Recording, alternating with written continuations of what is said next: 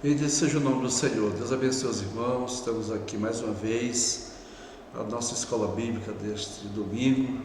Estamos aqui reunidos para aprendermos a palavra do Senhor nosso Deus. Deus abençoe os irmãos. E nós vamos estar fazendo uma oração nesse tempo para darmos início à nossa escola bíblica dominical, em nome do Senhor Jesus. Oremos ao nosso Deus. Pai amado, nós te agradecemos por essa oportunidade, quando estamos reunidos na tua presença. Venha receber nessa noite para o nosso culto, a nossa adoração. Estamos aqui para aprendermos mais uma vez a tua santa palavra e que teu Espírito Santo nesse dia venha nos abençoar de uma forma toda especial. Obrigado, meu Deus, por compartilhar deste momento na tua presença. Nós oramos em nome do Senhor Jesus.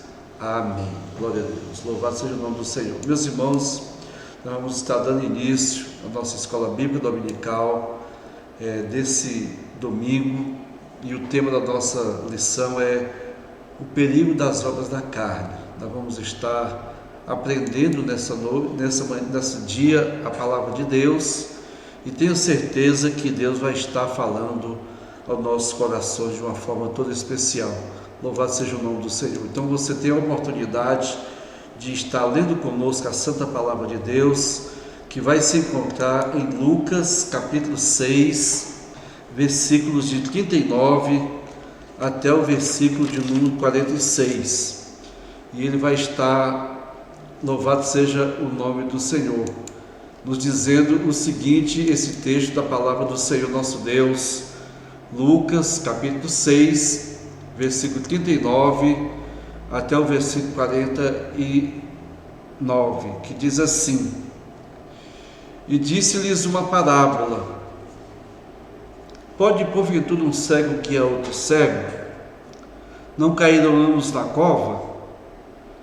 O discípulo não é superior a seu mestre, mas todo o que for perfeito será como seu mestre. E por que atentas tu no argueiro que está no olho do teu irmão, e não reparas na trave que está no teu próprio olho? Ou como pode dizer a teu irmão: Irmão, deixa-me tirar o argueiro que está no teu olho, não atentando tu mesmo na trave que está no teu olho? Hipócrita, tira primeiro a trave do teu olho, e então verás bem como tirar o argueiro que está no olho do teu irmão. Porque não há boa árvore que dê mau fruto, e nem má árvore que dê bom fruto. Porque cada árvore se conhece pelo seu próprio fruto, pois não se colhem figos de espinheiros, e nem se vindimam uvas dos abrolhos. O homem bom, do bom tesouro do seu coração, tira o bem, e o homem mau, do mau tesouro do seu coração, tira o mal, porque da abundância do seu coração fala a boca. E por que me chamais Senhor, Senhor, e não fazeis o que eu digo? Qualquer que vem a mim e ouve as minhas palavras e as observa, eu vos mostraria quem é semelhante. É semelhante ao homem que edificou uma casa, e cavou e abriu bem fundo, e pôs alicerce sobre a rocha, e vindo a enchente, bateu com ímpeto aquela casa, e não a pôde abalar, porque estava fundada sobre a rocha. Louvado seja o nome do Senhor. Mas o que ouve e pratica é semelhante ao homem que edificou uma casa sobre a terra, sem alicerce, na qual bateu com ímpeto a corrente, e logo caiu, foi grande a ruína daquela casa. Louvado seja o nome do Senhor. Esse texto nós lemos até o capítulo 6, versículo de 39 até o versículo de número 49. Louvado seja o nome do Senhor. Meus amados irmãos e irmãs que estão conosco nessa noite, desculpa, querido, nesse dia, né? Louvado seja o nome do Senhor. A gente costuma sempre nos cultos à noite, né? E acaba fazendo a mesma coisa com a escola bíblica dominical. Mas esse texto que nós acabamos de ler nos mostra a necessidade que a igreja tem de estar reunida na presença do Senhor para aprender a santa palavra do nosso Deus. Nós vamos ao textual da nossa lição. Vigiai e orai para que não entreis em tentação. Na verdade, o espírito está pronto, mas a carne é fraca. Mateus capítulo 26, e versículo 41. Louvado seja o nome do Senhor. Veja bem, meu amado irmão, minha amada irmã que está conosco, esse textuário diz: vigiai e orai, aleluia, para que não entreis em tentação. É uma necessidade muito grande nessa hora da vigilância. Precisamos estar vigilantes na presença de Deus, mas também em oração. Precisamos vigiar e orar para não entrarmos em tentação. Jesus é bem claro quando ele diz aqui, na verdade o espírito está pronto, mas a carne é fraca. Vamos à verdade prática. Oremos e vigiemos para que não sejamos surpreendidos pelas obras da carne. Veja bem, meu amado irmão, minha amada irmã, oremos e vigiemos para que não sejamos surpreendidos pelas obras da carne. Louvado seja o nome do Senhor. Preste atenção nisso aqui, Vamos estar dando início ao nosso comentário, mas uma coisa é importante neste momento da nossa vida: a vigilância, a oração, para podermos alcançar de Deus vitória sobre os desejos da nossa carne. Então, nesse domingo, nós vamos estar tendo um alerta para os que querem agradar a Deus e ter uma vida frutífera. Estudaremos o perigo das obras da carne.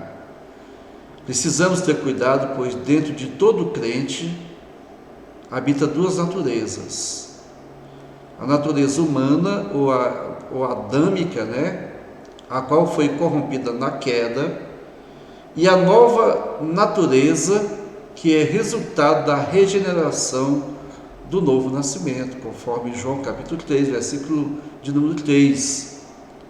Veremos que a natureza adâmica, se não for controlada pelo Espírito, produz frutos que levam o crente à morte espiritual. Louvado seja o nome do Senhor. Então preste atenção, precisamos e necessitamos ter conhecimento que em nós, seres humanos, existem a natureza humana, a natureza carnal, ou a natureza adâmica, que é de Adão, que herdamos, todos os seres humanos herdaram a natureza humana que Adão tinha, porque saímos todos de um só homem, E agora nós vamos observar que, através do novo nascimento em Cristo, nós temos a natureza espiritual, a natureza regenerada. Louvado seja o nome do Senhor.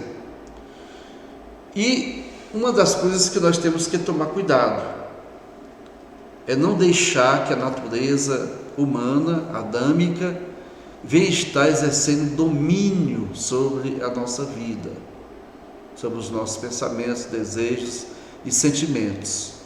Por quê?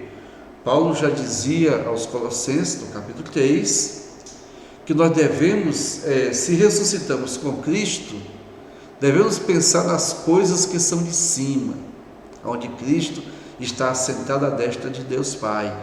Louvado seja o nome do Senhor. Aleluia. Então vamos lá. A vida conduzida pela concupiscência da carne. Primeiro tópico da nossa lição. A concupiscência da carne. Você sabe o significado da palavra concupiscência? Segundo o dicionário Wycliffe, este é um termo usado teologicamente para expressar os desejos malignos e lascivos que assediam os homens caídos, conforme Romanos capítulo 7 e versículo 8. A velha natureza, se não for controlada pelo Espírito, leva-nos a cometer as piores ações e abominações. Precisamos vigiar e viver constantemente cheios do Espírito Santo. Paulo advertiu a igreja, explicando que o que semeia na carne, ou seja, a pessoa que vive segundo a velha natureza da carne, ele ceifará a corrupção, conforme Gálatas 6:8. Nossos desejos e vontades devem ser controlados pelo Espírito Santo, pois os desejos da velha natureza são impuros e nos conduzem para a morte espiritual. Veja bem, meu amado irmão, minha amada irmã, Gálatas capítulo 6 e versículo de número 8. Eu vou ler para nós estarmos acompanhando essa leitura. Diz assim: quem semeia para a sua própria carne, da carne colherá corrupção, mas quem semeia para o Espírito, do Espírito colherá a vida eterna. Louvado seja o nome do Senhor. Paulo aqui está explicando claramente que o homem colhe aquilo que vai plantar. Eu quero ler também Romanos capítulo 7 e o versículo 8, para a nossa meditação nesta noite. Romanos capítulo 7 e o versículo 8, para você entender, né, irmão, como as coisas são. Eu estou sempre falando noite, mas estamos na escola bíblica dominical. 7:8 diz assim, a santa palavra de Deus: mas o pecado, aproveitando a ocasião dada pelo mandamento, despertou em mim todo tipo de cobiça, porque sem lei o pecado está morto. Então Paulo está explicando aqui que através da lei, através da manifestação, da revelação do pecado no homem, ele alcança, a isenção do pecado se não tiver lei. Mas tendo lei, ele mostra que o pecado gerou morte espiritual. Aleluia. Então vamos entender que a concupiscência ou o desejo que nós temos da natureza caída nos leva ao afastamento do mandamento de Deus. Então a lei revela o quê? Que o homem está em transgressão perante Deus, porque transgrediu o mandamento de Deus. Amém? Então observe aqui o segundo ponto da nossa lição, desse primeiro tópico: a vida guiada pela concupiscência da carne. Quem controla seus desejos? Temos anseios, mas estes precisam ser controlados por Deus. Devemos submeter nossos pensamentos e desejos ao controle divino. O crente não tem uma mente conduzida pelo Espírito Santo. O crente que não tem, preste atenção, o crente que não tem uma mente conduzida pelo Espírito Santo torna-se uma pessoa sem controle, sem qualquer deferência. Ou seja, é uma pessoa descontrolada, uma pessoa que não tem domínio sobre as suas ações. É como se fosse uma locomotiva que sai desgovernada, Ela vai seguindo aquele rumo ali, aonde o caminho apontar, ela vai. Só que o crente, ele tem que ter uma direção. É como se o trem descarrilhasse, perdesse o rumo, mas não, temos uma linha para seguir. E é por isso que o homem precisa ser cheio do Espírito Santo, tá bem? Então, vamos lá. A palavra de Deus nos ensina que precisamos mortificar a nossa natureza. Eu já falei em Colossenses capítulo 3 e versículo 5. Mortificar é permitir que Deus controle os nossos pensamentos, as nossas vontades, as nossas ações. Vivemos em uma sociedade onde as pessoas buscam o prazer, Eles têm buscado o prazer, têm procurado se entregar aos desejos, aos sentimentos, e eles vão praticando tudo isso, esses desejos e esses sentimentos, sem qualquer pudor, toda sorte de impureza. Eles se entregam de uma maneira tal, a essa impureza, porque dizem que eles têm que satisfazer os desejos, os prazeres têm que ser realizados. É uma liberdade que eles dizem que precisam ter. Então veja bem, meu amado irmão, minha amada irmã, que Não é o prazer, não o desejo que tem que ser satisfeito só, não. Nós temos que deixar que Deus venha se revelar na vida da pessoa. Ele não tem que se entregar prazeres, não. Ele tem que aprender que ele é um ser criado pelo Todo-Poderoso, pelo Criador, e agora precisa da satisfação da sua vida na presença de Deus. Por quê? Porque ele tem quem controle ele, tem quem o leve a estar na presença do Senhor. Amém, querido irmão? Amém, minha querida irmã? Então entenda isso nesse dia. Veja bem, mortificar é permitir que Deus controle nossos pensamentos, vontades e ações. Então, a partir do momento que nós vivemos em uma sociedade onde a busca pelo prazer tem feito com que muitos sejam dominados por desejos malignos, praticando sem qualquer pudor toda sorte de impureza, e tudo em nome do prazer e da liberdade, diante desse triste quadro, a igreja não pode se calar, mas deve expressar suas virtudes, anunciando a mensagem da salvação. Não é apenas condenar quem pratica essas obras, não, porque eu não posso condenar ninguém, você não pode condenar ninguém. Nós temos que mostrar a solução para as práticas que eles andam fazendo. E qual é a solução? É encontrar-se com Jesus, é receber de Cristo a liberdade da glória dos filhos de Deus, é passar pelo processo e pela experiência do novo nascimento. Aleluia!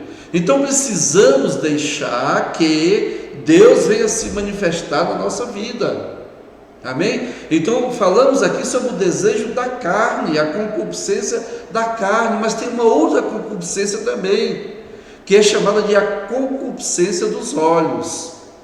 Veja bem, a vida conduzida pela concupiscência dos olhos leva o homem, porque o que ele vê, ele vai desejar, porque há o desejo da carne, a carne em si tem um desejo, e sempre é para o lado mal, sempre é para o lado que vai afastar a pessoa de Deus. Mas o olho, quando você olha, você é seduzido pelo olhar. Então entenda nesse dia, olha só, longe de Deus e sem controle do Espírito Santo, o homem manifesta seus desejos mais perversos, trazendo sérios prejuízos para os relacionamentos na igreja e fora dela. Quando o homem se torna insensível à voz de Deus e ao Espírito, sendo governado apenas por seus instintos, tornam-se semelhantes aos animais.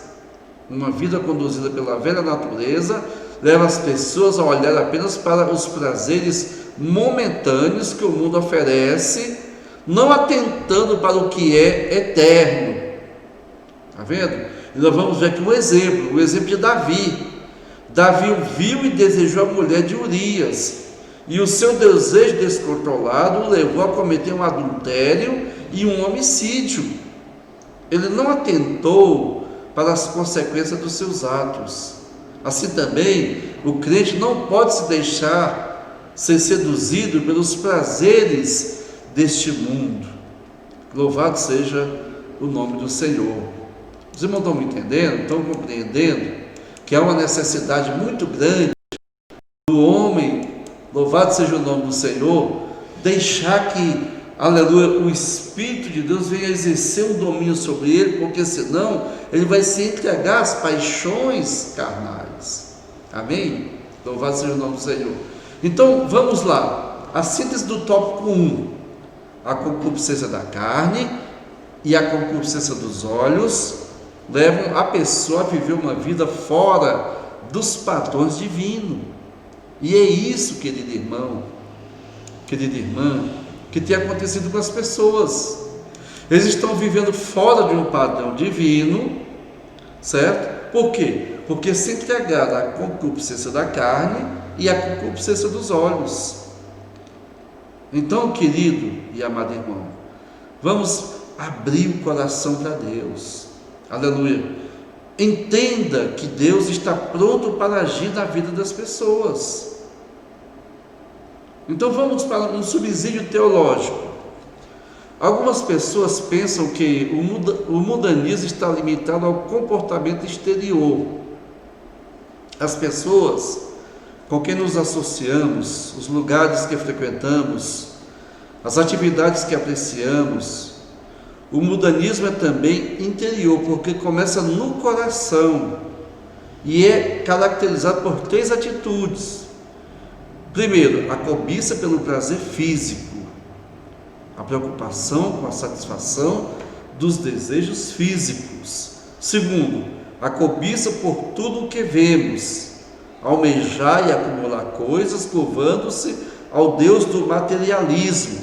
E terceiro, o orgulho das nossas posses, obsessão pela condição, posição por ser importante. Veja bem, quando a serpente enganou Eva, tentando-a nesses aspectos, semelhantemente quando o diabo tentou Jesus no deserto, estas foram as 3 áreas de ataque. Veja bem, a cobiça pelo prazer físico, o desejo e a cobiça por tudo que vemos e o orgulho daquilo que possuímos. Essas 3 áreas da vida do homem, querido irmão, querida irmã, o inimigo, ele atua, ele quer nos fazer pessoas orgulhosas, pessoas vaidosas, pessoas que querem satisfazer seus instintos a qualquer custo, não importando as consequências que venhamos ter. Veja bem, amado irmão, amada irmã, a diferença. Deus estima o autocontrole, um espírito de generosidade e um compromisso de servir com humildade. É possível dar a impressão de evitar os prazeres mundanos ao mesmo tempo. Abrigar atitudes mundanas no coração é também possível, como Jesus, amar os pecadores e dedicar tempo, enquanto mantemos um forte compromisso com os valores do reino de Deus. Quais são os valores mais importantes para você hoje? É uma pergunta. É agradar a Deus ou satisfazer os desejos carnais? Então pense nisso. Suas ações refletem os valores de Deus ou os valores do mundo na sua vida? Amém, queridos? Louvado seja o nome do Senhor. Vamos passar para o segundo tópico da nossa lição: a degradação do caráter cristão. Vamos lá, o caráter no grego significa caractere, que significa estampa, impressão e marca. Contudo, é importante ressaltar que esta palavra tem diferentes significados em distintas ciências, como a sociologia e a psicologia. Segundo o dicionário Roais, é um conjunto de traços psicológicos e ou morais que caracterizam o indivíduo. O caráter não é inato e pode ser mudado. Por isso que precisamos deixar que seja formado em cada um de nós o caráter de Cristo, ou seja, podemos ter ele mudado. Amém? Segundo ponto, o caráter é moldado pelo Espírito. Quando aceitamos Jesus e experimentamos o novo nascimento, nosso caráter passa por uma transformação. O Espírito Santo trabalha em nós a fim de que sejamos semelhantes a Jesus. Mas para que essa transformação aconteça, precisamos nos submeter inteiramente a Deus. Se quisermos uma vida espiritual frutífera, precisamos dar oportunidade ao Espírito Santo para que Ele trabalhe em nossas vidas, produzindo o fruto do Espírito em nós. Não adianta apenas dizer que é crente, é preciso evidenciar o nosso caráter cristão mediante as nossas ações. Muitos se dizem crentes, mas suas ações demonstram que nunca tiveram um encontro real com o Salvador. Muitos estão na igreja, mas ainda não foram realmente transformados por Jesus, pois quem está em Cristo é uma nova criatura e, como tal, procura andar em novidade de vida, pois já se despiu do velho homem, da natureza adâmica. Crentes que vivem causando escândalos, divisões, rebeldias, jamais experimentaram o novo nascimento. Amém, meus amados? Vamos agora aos ataques ao seu caráter. Em sua vida cristã, você terá que lutar com 3 inimigos que farão de tudo para macular o seu caráter. Primeiro, a carne. Segundo, o diabo. E terceiro, o mundo. Muitos acabam sendo vencidos por eles. Para enfrentar e vencer esses inimigos, é preciso ter uma vida de comunhão com o Pai. É necessário orar, ler a palavra de Deus e jejuar. Sem a leitura da Bíblia, a oração e o jejum, não conseguiremos vencer e ter uma vida frutífera. Louvado seja o nome do Senhor. Síntese do tópico 2. O caráter moldado pelo Espírito Santo é semelhante ao caráter de Cristo. É o Espírito Santo que produz o fruto espiritual em nós, quando nós nos rendemos sem reservas a Ele. Isso abrange o nosso espírito, alma e corpo e todas as faculdades que os constituem. O crente que quiser mandar na sua vida e fazer a sua vontade para agradar a si próprio, pode continuar como cristão, mas nunca será vitorioso no seu viver em geral e nem jamais terá o testemunho do Espírito na sua consciência cristã, de que está em tudo agradando a Cristo e fazendo o seu querer. O fruto do Espírito é o caráter de Cristo produzido em nós, para que em nosso viver o demonstremos ao mundo. Caráter este sem jaça, como revelado nos tipos simbólicos, figuras e nas inúmeras profecias messiânicas do Antigo Testamento e nas diversas passagens do Novo Testamento que tratam do assunto, a começar pelos Evangelhos. Louvado seja o nome do Senhor. Precisamos deixar que Deus seja revelado na nossa vida. Louvado seja o nome do Senhor. Amém? Glória a Deus. Deus abençoe, irmã Jaqueline, irmã Aline. Aleluia. Glória a Deus. Que escola bíblica maravilhosa é essa que estamos tendo nesse dia. Vamos para o terceiro tópico da nossa lição. Louvado seja o nome do Senhor. Uma vida que não agrade a Deus. Viver segundo a carne. Isso não agrada a Deus, né? Se o crente vive dominado pelos desejos carnais, eles não podem agradar a Deus de forma nenhuma. É o que diz Paulo em Romanos capítulo 8. Ele diz lá bem claro: os que estão na carne não podem agradar a Deus. Por quê? Fomos criados para glorificar a Deus e produzir o fruto do Espírito. Então, viver segundo a carne causa males e danos à nossa vida e para o nosso próximo. Paulo exorta os crentes da igreja de Corinto para que vivam no Espírito, pois alguns estavam vivendo segundo a carne, suas ações eram evidentes. Eles tinham lá invejas, contendas e tinha dissensões. Então Paulo deixa claro que os que assim estavam vivendo não poderiam agradar a Deus e ter uma vida de comunhão com o Espírito ou no Espírito Santo, né? Então vamos lá, vivendo como espinheiro. Sabemos que a árvore é identificada não por suas flores ou folhas, mas por seus frutos. Jamais vamos colher laranja de uma macieira, pois cada árvore produz o seu fruto segundo a sua espécie.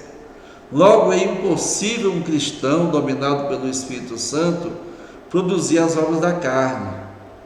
O homem bom tira do seu íntimo, do seu coração transformado, coisas boas. Mas o homem mau tira do seu mau tesouro pelejas, dissensões, prostituição, iras, contenda, discórdia e aí por diante. Então veja uma necessidade muito grande de nós aprendermos, queridas irmãs, que o cristão, ele tem que começar a sondar o seu coração, ver o que está dentro dele. E você pode dizer, pastor, mas não é só Deus que sonda o coração? Sim, mas você pode examinar o seu coração. E como é que você examina ele? Através, do espelho que é a palavra de Deus. Ela vai revelar quem é você. Então, veja uma necessidade muito grande de nós deixarmos que Deus seja manifestado na nossa vida. Vamos lá, uma vida infrutífera. Certa vez Jesus contou uma parábola a respeito de uma árvore estéril, uma figueira, Lucas 3, de 6 a 9. Então a figueira sem fruto referencia-se primeiramente a Israel, porém ela também pode ser aplicada aos crentes que professam a Jesus e, no entanto, insistem em viver uma vida carnal, pecaminosa. Na parábola, o agricultor investe na figueira, adubando, regando, podando, ou seja, dando todas as condições para que ela produza frutos. Mas caso ela não viesse a frutificar, seria cortado. Então Deus está investindo em sua vida e dando a você condições para que você produza bons frutos e aproveite, querido irmão, querida irmã, esta oportunidade. Louvado seja o nome do Senhor. Então, o propósito do cristão deve ser viver uma vida que agora agrada a Deus. Caso contrário, não tem valor algum professar a fé cristã. É a síntese do tópico 3. Então veja bem, querido irmão, querida irmã, era costume na Palestina antiga, assim como hoje, plantar figueiras e outras árvores nas vinhas. Era um meio de utilizar cada pedaço disponível de boa terra. A figueira aqui, como em todo o simbolismo bíblico, refere-se a Israel, e foi procurar nela fruto, não a achando. Embora a figueira estivesse na vinha, ela não tinha outro propósito a não ser dar fruto. Da mesma forma, Israel só tinha uma razão para ocupar o primeiro ou qualquer outro lugar: cumprir a missão que lhe fora dada por Deus. Visto que a figueira era infrutífera, não teria o direito de existir. E visto que Israel se recusava a cumprir sua missão determinada por Deus, não tinha o direito de continuar. Então entenda isso, meu querido irmão, minha querida irmã, que há uma necessidade muito grande de compreender. Veja bem, tinha a vinha e no meio da vinha tinha uma figueira, certo? Quer dizer, então ali ela estava num lugar que não era propício para ela, apesar de, como nós acabamos de ler aqui, eles costumavam colocar uma árvore frutífera no meio da vinha, para ocupar os espaços, para ganhar, vamos dizer assim, tempo e o próprio espaço que era raro naquela terra, Então, só que o que acontece? Estava uma coisa ocupando inutilmente a terra. Então Deus ele quer achar em nós frutos, para que venhamos estar, aleluia, sendo úteis no reino de Deus. Então, concluindo a nossa lição desse dia, quem vive segundo a carne não pode agradar a Deus. E a vida sem Deus, querido, torna-se a pessoa infrutífera. Então, longe do Senhor nos tornarmos espinheiros, nos ferirmos e ferirmos ao próximo. Busque a Deus e seja uma árvore frutífera. Louvado seja o nome do Senhor. Vamos buscar o Senhor. Amém, queridos? Por quê? Porque aí nós vamos estar contemplando a glória de Deus. Vamos deixar que o Espírito de Deus nos liberte das obras da carne, das concupiscências da carne, dos desejos da carne, da concupiscência dos olhos. Porque aqui não se falou a respeito da soberba da vida, que é uma outra coisa que João fala. A concupiscência da carne, a concupiscência dos olhos e a soberba da vida, elas não procedem do Pai. Então, querido irmão, querida irmã, vamos nos entregar ao Senhor Jesus, vamos produzir frutos dignos de arrependimento e deixar que a natureza de Cristo seja revelada em nós. Amém? Então vamos refletir agora a respeito do perigo das obras da carne. Responda: qual o significado da palavra concupiscência? É um termo usado teologicamente para expressar os desejos malignos e lascivos que assediam os homens caídos. Para onde os nossos desejos impuros nos conduzem? Nos conduzem para a morte espiritual. O que acontece quando o homem deixa de ouvir a voz de Deus e passa a ser guiado pelos seus desejos? O crente que não tem uma mente conduzida pelo Espírito Santo torna-se uma pessoa sem controle, sem qualquer deferência. O que significa caráter no grego? No grego, caráter é caracter, e significa estampa, impressão e marca. O que é caracter? Segundo o dicionário Wise, é um conjunto de traços psicológicos e ou morais que caracterizam um indivíduo. Louvado seja o nome do Senhor. Amém, queridos? Nós terminamos assim a nossa escola bíblica dominical. Eu sou o pastor Genival Soares e Mendes Soares, né? Estamos aqui para nós compartilharmos da presença de Deus e do estudo da palavra de Deus. Estamos aqui na Igreja Assembleia de Deus, Ministério Esperança Eterna. Domingo que vem estaremos de volta com mais uma escola bíblica para o seu crescimento espiritual. Deus abençoe os irmãos, tenham todos um bom domingo, que Deus abençoe a vida de cada um de vocês, em nome do Senhor Jesus. Oremos ao nosso Deus. Pai amado, nós te agradecemos por essa palavra que temos lido nessa tarde, nesse dia. Obrigado, Pai, por compartilhar com os irmãos desse estudo, meu Deus, dessa lição bíblica, que o Senhor nos ajude a compreendermos melhor a Tua vontade e nos tornemos pessoas cheias do Teu Espírito Santo, cheios do conhecimento da Tua palavra, que possamos abrir os nossos corações para termos de Ti o melhor para a nossa vida. Pai, nós oramos e Te agradecemos, porque essa oração é feita, meu Deus, em nome de Jesus. Deus abençoe os amados irmãos e irmãs. Muito obrigado, Estaremos de volta no próximo domingo, em nome de Jesus. Deus abençoe a todos.